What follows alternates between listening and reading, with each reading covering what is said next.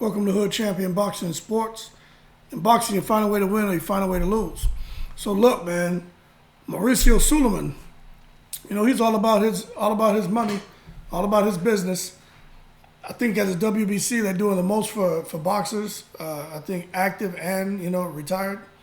But I'm letting you guys know right now that Mauricio Suleiman is showing favoritism to Deontay Wilder and to Keith Thurman. Now, for those of you who are saying, why do you think so? He just did an interview. And in that interview, he talked about what's going on with Tyson Fury, what's going on with Usyk. Now, for those of you who weren't aware, okay, we know, well, first of all, Tyson Fury has already said he's going to fight. Okay, so as far as Deontay Wilder and Usyk and all that, who knows what's going to happen, but right now Tyson Fury is saying that he plans on fighting Usyk. He's not going to give up the WBC belt. But this is the thing. Suleiman has gone on record to say, when it comes to Deontay Wilder, he is the number one guy. He's the mandatory. And Deontay Wilder is going to get the first opportunity at that WBC belt. Now, of course, Usyk and Fury, if they can get this fight across the finish line contractually and get these two in the ring, wherever the hell they're going to have this fight, okay? If they can do that, there'll definitely be two fights, okay? Now, after the rematch, if there'll be a rematch, right? Whoever emerges as the victor and have all the belts, Deontay Wilder is first in line as for a crack at those belts, if he doesn't lose. So now you look at Deontay Wilder. He's the number one at the with the WBC right now. Then there's Joyce, Parker. Two of them are going to be getting it on. Then there's Frank Sanchez. Frank Sanchez is a problem. If you don't know who Frank Sanchez is, y'all need to get spun up on him immediately. And I'm going to go on record and say I think Frank Sanchez is a problem. Okay, I'll put it to you this way. Remember how Andy Ruiz was? Andy Ruiz at that going into and during that first AJ fight, that Andy Ruiz, that's Frank Sanchez. And I'm talking about as far as being a problem for anyone he gets in the ring with. That's what Frank Sanchez is. He's a spoiler. Now, if you don't know who he is, you need to go watch his fights. The Cuban Flash. Frank Sanchez fights any of these heavyweights. You can't count him out. I just put it to you like that. Now, Andy Ruiz today, I don't give him a chance in hell against anyone. He's bouncing around, man. All these different trainers, changing his style. I don't know if these guys want to evolve or when they make all this money, they just want to come up with a different style to where they're just not getting hit as much. But that hunger, that finding a way to win, that dog in them, man, that shit seems to go out the window. And I'm not saying that it can't surface under the right circumstances. But what I'm telling you is, this isn't the same Andy Ruiz, okay? So Andy Ruiz is about to get in that fight, Luis Ortiz. And I got to keep it real on Luis Ortiz. By the way, he's after Ruiz. So let me finish my thought. I'm going to get to Luis Ortiz, right? So it's Wilder, Joyce, Parker, Sanchez, Ruiz, top five. Then Motive, and then White, then Ortiz. So Ortiz is 3 below Ruiz. But when it comes to Ortiz, right? I just talked about Ruiz and how he looks. But let's talk about Ortiz. He's up there in age. He was an outstanding counterpuncher. He still has the ability. He has power. But when you look at him against Charles Martin, right? Charles Martin was hurting him. Charles Martin was winning that fight. Charles Martin is much bigger than him. I would say much stronger. He's a southpaw as well. He has a new trainer. So everything that Charles Martin, all his attributes and the fact that he took on a new trainer and had been training for a while, it showed up in the ring. The problem is he got caught. And he got caught hard, man. and Martin didn't know what was going on. But what happened during that fight makes you think that maybe Luis Ortiz is slowing a bit. Okay? So, to frame this the right way, we got to say that Andy Ruiz isn't the same fighter since the first AJ fight because of bouncing around from trainers, trying to lose weight and get sexy. And just, I think with all of the transitioning between trainers and wanting to be the heavyweight Canelo and all this crap, I think his skill set has been somewhat diminished. As far as that skill set that he was able to access and implement in the ring and win those fights. This skill set that he's using now, that almost cost him the Areola fight. Okay, so I don't know what we're going to get out of Andy Ruiz, but if we get that same ferocious 15, 16, 18, 20, 30 punch combinations, the guy who counters you, the guy who's sit there waiting, as soon as you throw a shot, slips and counters and just goes all out. And he doesn't get tired. Okay, that Andy Ruiz is going to clip Ortiz with no problem.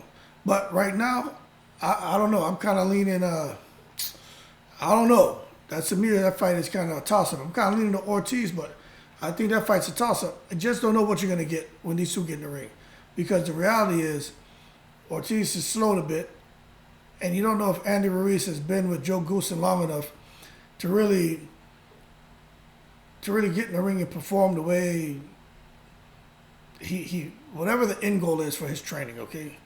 And I say that because you look at Ryan Garcia. That first fight Ryan Garcia had with Joe, he looked lost. He was standing up tall. He wasn't using his jab. But in his next fight, when he got in there with Fortuna, yeah, the opponent had a lot to do with it. But Ryan Garcia looked much better, okay? Got to give him credit. So I think with Andy Ruiz, you're going to take a fight or two for things to click. But Andy Ruiz has been doing this since he's been a little kid, man. So he knows how to fight. I think if anything, Joe Goosen is a guy who will hurt him because Andy Ruiz is heavy on his front foot, is an aggressive fighter. A guy like Robert Garcia is the kind of trainer that Andy Ruiz needs. But that's not what he has in Joe Goosen. Joe Goosen's out there wearing denim. Joe Goosen may be wearing a thong, okay? His hair's always combed up. He got highlights in his hair. He's bugging, man.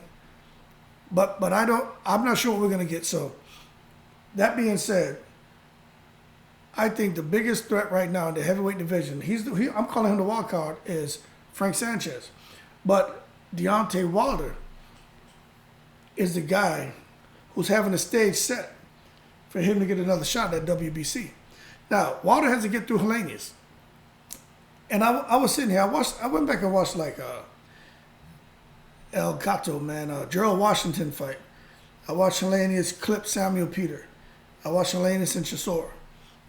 I watched Helenius and Kanaki, right? Let me tell you this. Helenius is looking really strong. Helenius has the amateur pedigree. He's sparred. He's got awareness. He's got IQ. He's got power. He has a very long chin, and he has poor defense. Okay? But he has long arms, and his eyes are wide open, and he's watching everything. He gave Gerald Washington the blues in that fight, but Gerald Washington persevered and came back. Deontay Wilder, I'm going to go ahead and say I think Deontay Wilder knocks Helenius out in violent fashion. Deontay Wilder is not Gerald Washington. This Deontay Wilder, I'm watching him train, and I saw a couple of videos from when they sparred. Deontay Wilder almost knocked Helenius out in sparring. But at the same time, Deontay Wilder is working on going to the body. He's working on his left hook. He's working on throwing combinations, not just keeping it simple 1-2. Let me tell you something, right? I don't like when I see these fighters making all these changes. Deontay Wilder has knocked out almost every one of his opponents except one. Almost every single one of everyone he's fought, he's knocked them out except for one. What are you doing trying to evolve your style? Now you don't just want to rely on the big right hand. You want to work on doubling and tripling your hook. But first of all, you're not getting your hand up. You know, you're going to come into a fight with a guy like Helenius, who's riding a wave right now, who's got all the momentum. He's got all the confidence. He just watched you fight 3 grueling fights with Tyson Fury. Know you took damage. Knows the shots that hurt you. Let me tell y'all right now, Deontay Wilder is open for a right overhand or right hook, looping hook, okay? If you loop the right hand, it comes behind Deontay Wilder's glove. Deontay Wilder can't take shots in here. Like up in here, not even flat on the chin. Tyson Fury was hitting him in the neck, hitting him here. Deontay Wilder got hit with that shot almost every single time. You know why? Because when he in his defense, he wants to stick his arms out. He's used to being able to use those long arms to keep a guy at distance. But Tyson Fury's arms, he's like Fantastic Four, man. He's just got shit. Arms are everywhere, you know what I mean? So he was able to get there. Helenius has that kind of reach too. And I can see Helenius faking that left. Like that's a wasted shot. He's just throwing that to the air.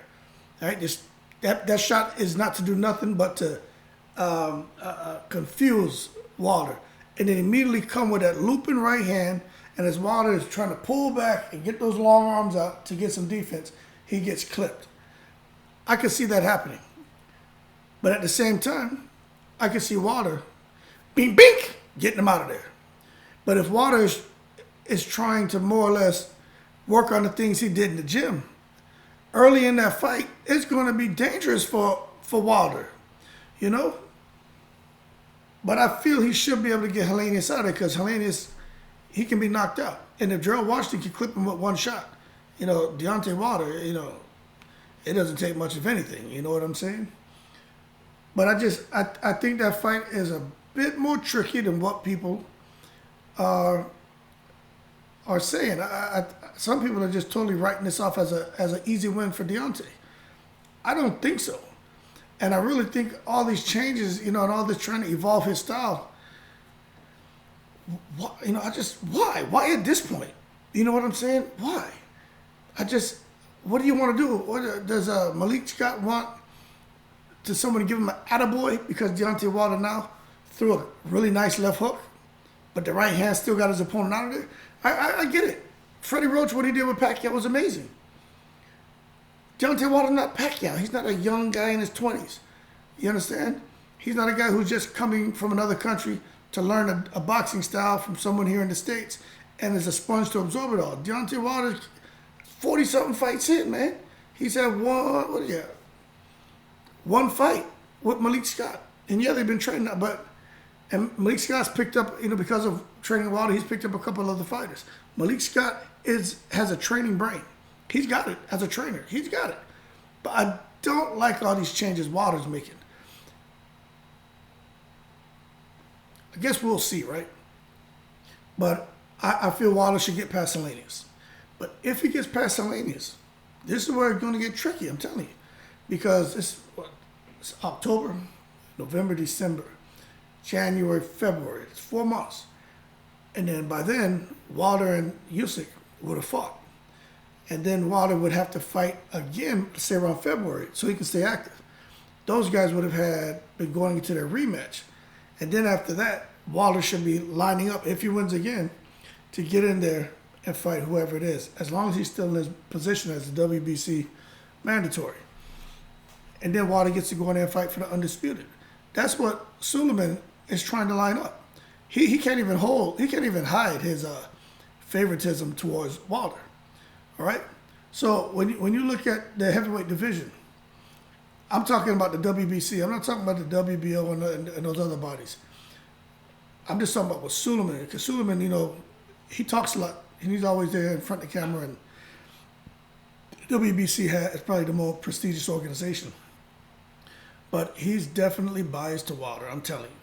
And that came out of his own mouth, that Wilder is the mandatory. And I'll tell you what, if for some reason this stuff with Fury and Usyk doesn't sort itself out, that belt, that WBC belt is going to be floating in the air. And Wilder's going to get the first crack in an elimination for that belt. So, yeah, I guess it won't even be eliminated. It'll be fighting for the belt. Wilder and whoever. So I'm just telling you, that's WBC. That's Suleiman's plan. Is for some reason Fury doesn't act right, and he decides I'm not boxing that WBC belt. Here, take it. I don't want it. Wilder, if it happens before October, Wilder and Helenius will be fighting for that belt. Wilder and Helenius will be fighting for that belt. And then Wilder, if he wins and gets it back, then he goes on to fight Usyk. But we'll see. You know, things are still kind of soft right now. Nothing's set in stone. But that right now is kind of the direction this is going. In addition to being biased towards Wilder, Suleiman is extremely biased to the one and only Keith Thurman. Now, you guys are sitting here saying, Keith Thurman doesn't deserve a shot. Keith Thurman isn't the same. He went and got married, hooked up with the wife. Where's she from? Nepal, right? Met her out there in Japan or whatever. He's sipping mango lassis. And I can say that because, you know, I don't like to talk too much about me personally, but yeah, I know a little bit about mango lassis, all right? So I know what that can do to you, especially a guy like Keith Thurman who, growing up in America, you know, biracial, had little issues with identity growing up, you know, black father, American, white mother, American, going to school, ups and downs, and kind of really not finding it hard to find a spot to fit in, right? These are his words, not mine. And then to end up over there in Japan, meet this girl from Nepal, hang out a little bit, get serious, goes over to Nepal, finds himself, man, you know, kind of inundated in the culture, and says, "Wow, this I feel complete. I feel like I have a sense of identity." Not saying feel like he's from there, but it's just a type of it's culture. So he was overwhelmed with the culture, and gets married. And again, with that culture, when you get hooked up with some of these other cultures, you know, his family is everything, man. So here it is, you know, he loves boxing, he wants to train, but he's got this, you know, chick he just married, and she may want, you know, a child, and, you know, she may want this, and then she got family there, and they have their expectations, and he's trying to sort it all out and accommodate her and make sure she's comfortable and balance that with his career. So several years disappear, right? So several years disappear, trying to balance his career and his marriage. But then as a result, he kept the WBA belt, but he gave up the WBC belt. Okay? He gave it up. But he was promised that when he returns, he'll get a crack at the WBC belt. And Mauricio Suleiman, that's why Keith Thurman is still the number one in the WBC. A lot of people are wondering, how the hell is he the number one? Man, because you got to understand, nobody beat him for that WBC belt. He gave it up.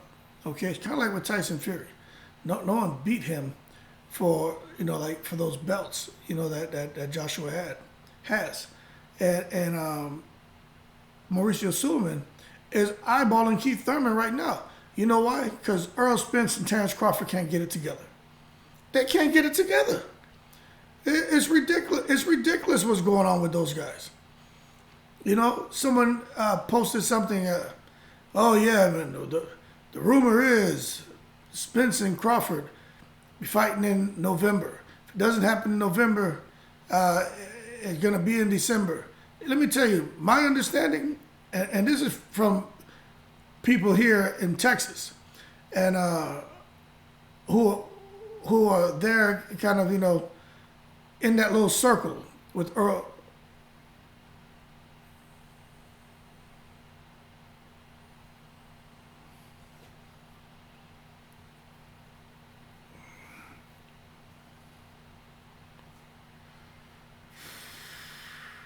That sucks.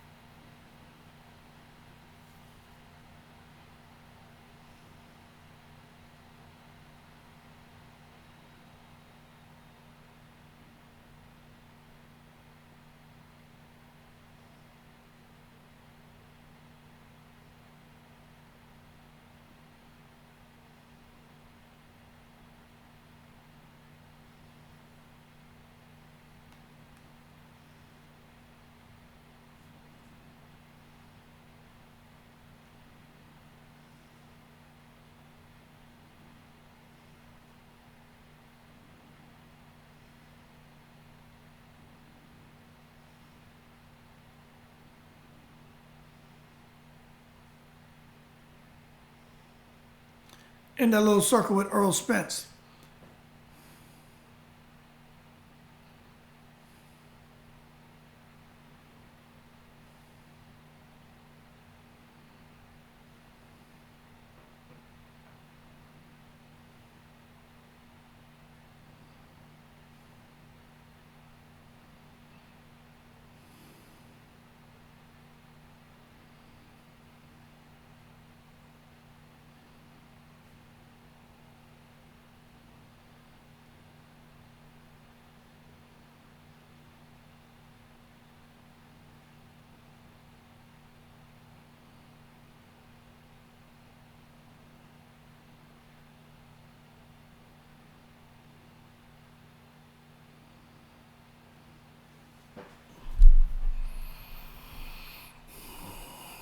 Okay, in that little circle with Earl Spence. Man, this thing froze up for a while, didn't it? But anyway, the people up there in that circle with Earl Spence are telling me that Terrence Crawford is holding up the whole thing. It's not even Earl Spence at this point. Earl Spence wants to fight. They know it. It's boiling down to money.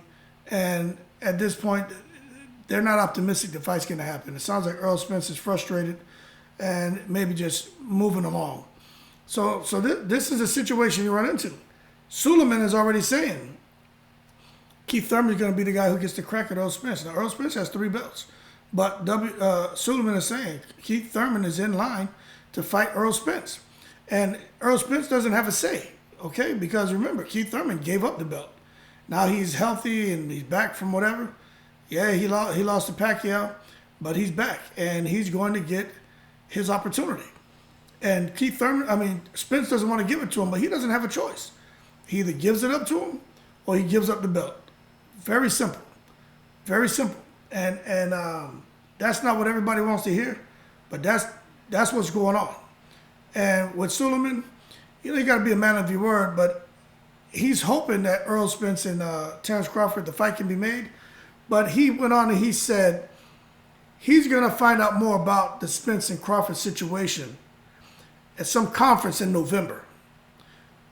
Listen, September, October. Yeah, in November. The damn fight is supposed to take place in November. So what is he expecting to learn about in November regarding Earl Spence and Terrence Crawford and why the fight isn't happening? So when he said that, I said the damn fight's not happening. It's not happening. I've been saying this for a long time though. Watch Keith Thurman slip in there and get the damn fight. I've been saying that. And Crawford is going to sit there and be miserable with his one little belt because of him just trying to hold out to get as much money as possible. It's all about money to Crawford. It is. Can't fault him. But at the end of the day, if you think you can beat him, just get in there and beat him. You're going to miss an opportunity to fight. These fighters for the undisputed distinction, have they not learned anything from AJ? The whole AJ Wilder missed opportunity. AJ and Fury, another missed opportunity because Wilder, he went to the arbitration and pushed to have that contract honored. Fury didn't want to pay him all the step-aside money. So he went and fought Wilder and he beat him. But if Fury would have just paid Wilder the step-aside, he and AJ could have got it on. And then they could have had a rematch and maybe even a trilogy. And made bukus of money. But it doesn't matter. Now everything is all up in smoke. So Crawford and Spence, I don't think they're realizing what's going on here. It's going to be a missed opportunity, man. And don't let 90% of people say Spence beats Thurman. Don't let Thurman get in there. And look, Thurman can crack. If he catches Spence, you get shoulders that Spence can get hurt. We already know that. If Thurman hits Spence, man, y'all better, I personally think Spence wins. This Thurman ain't the same. But if Thurman cracks Spence clean, Spence is in trouble. I don't care what nobody says. But I just don't think Thurman's going to have an opportunity because of Spence's work rate, and body attack. Because Thurman don't like getting hit to the body. But if Thurman catches Spence clean, man, I said this in another video. It's my phrase, man. Talk about a 180. And then Thurman to go fight Crawford. There's not going to be no BS over money with Thurman. Thurman is like, whatever. And then, Crawford's going to jump to take that fight. But it's just crazy. But in case you guys are wondering when it comes to Keith Thurman, Earl Spence has a belt. Then it's Keith Thurman, Ortiz Jr., who chose not to fight for an eliminator. So Ortiz Jr. is not even in the running to get a crack at anybody. Then there's Boots Ennis. Now, Boots Ennis is just the boogeyman. And I rate Boots Ennis, man. Boots Ennis is a problem. I think everybody agrees with that. At some point, Boots Ennis has to get his shot against somebody. You know, Ortiz, he's not getting a shot at anyone. He's messed himself up. But Boots and Thurman, as far as the WBC, that's what's coming, I'm telling you. But Suleiman is looking at Thurman. So if Spence and Crawford can't sort things out, you know, Spence, they're going to push for Spence to defend against his mandatory when it comes to the WBC. They're going to force it. And Spence is going to have to fight Thurman or give up the belt. Yep. And Spence ain't going to want to give up that belt. Not that WBC belt. So I'm just telling y'all, man, let's see how this plays out. And there's a video out there. I can't remember who was interviewing him. Maybe a Fight Hype or something. But go out there and look. You know, I don't post clips of videos. I don't even put the link in the description because, man, YouTube, they don't play around. But they will disband your channel with the quickness. So, for me, I'm letting you guys know. Suleiman setting the stage for Keith Thurman and Deontay Wilder to pick up those WBC belts again. I'm telling you, man. It don't take a blind man to see what's going on. But these guys better get these fights made. Fury better fight Usyk. Terrence Crawford and Earl Spence, they better fight. Because if not, Suleiman ain't playing around. People are gonna lose those belts or gonna be forced to defend. And it is what it is. And you know what the crazy thing is? Tyson Fury could be forced to defend that WBC belt against Deontay Wilder again.